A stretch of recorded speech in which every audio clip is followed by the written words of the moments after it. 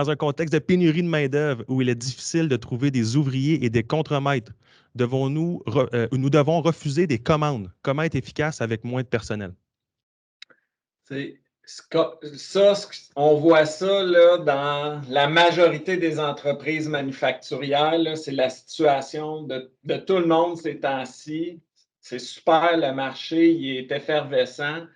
Il n'y a pas 20 000 solutions, là, à mon sens. Là, il y en a une. Il faut vraiment bien déployer le lean, être efficace, pas tolérer de gaspillage, être vraiment proactif avec toute la mobilisation des équipes, résoudre nos problèmes à la source, automatiser tout ce qui est payant d'automatiser. Au Québec, c'est difficile parce qu'on fabrique du bonbon mélangé dans nos usines. Là, fait qu'il faut vraiment être stratégique au niveau de l'automatisation. Ouais. Puis, il faut implanter des technologies numériques. Puis, si on fait la même chose depuis 5-10 ans, ben, il y a peut-être un problème. Il faut remettre, toujours se questionner, innover, faire différemment.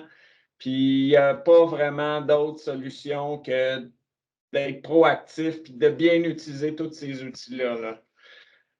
I agree 100%. I think one of the first words I learned in French is the nous embauchons, because if you go from Montreal to Quebec, you're going to see that about 150 times at all the big factories or basically anywhere. And I was like, what does it even say? So like, okay, we're hiring. I wasn't confronted with that problem earlier. Like when I came back from Germany, it's like not as much of a problem as it is here that you have a labor shortage. And what you said, like what we have to do is increase the efficiency per person. Like if we can't hire more people, the only solution there is be more efficient with what we have.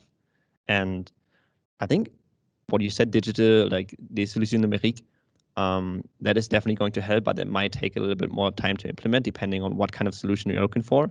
So for me, always the first approach would be like more of a lean management approach. I would be looking at what is my customer value that I'm creating, and then I'm going to look at everything, every single step and every work step that I do in my process, and try to eliminate anything that does not create any customer value. Like the classic seven ways of waste, like moving around, gaspillage, and all these things. So you want to reduce that in a first step, because that's something without having basically any knowledge of Industry 4.0 or anything you can do. You can simply go as a supervisor, look at every task, look at what people are doing and how they, in quotation marks, waste their time of not creating customer value. So step one, focus on customer value 100%. And that usually is going to get you anywhere between 10 and 30% of performance increase already. And once you have these processes settled down, your overall production or whatever is going to be more simple, and it's going to be easier to find digital solution based on that as well. So definitely customer value first, and then eliminate anything around that. J'ai envie juste de ramener, puis ça va peut-être recaper des points que vous avez amenés. Puis, on s'en sort pas. On a parlé, Eric, au début de coffre. On a chacun des coffres à outils dans nos entreprises, puis on les utilise. Puis on vient de nommer une portion des éléments qui étaient là avant, qui restent. Ton process, tu veux que ce soit optimal, on veut gagner de la productivité, donc il y a des principes lean, on pourrait aller là. Il y a des outils qui existent pour ça.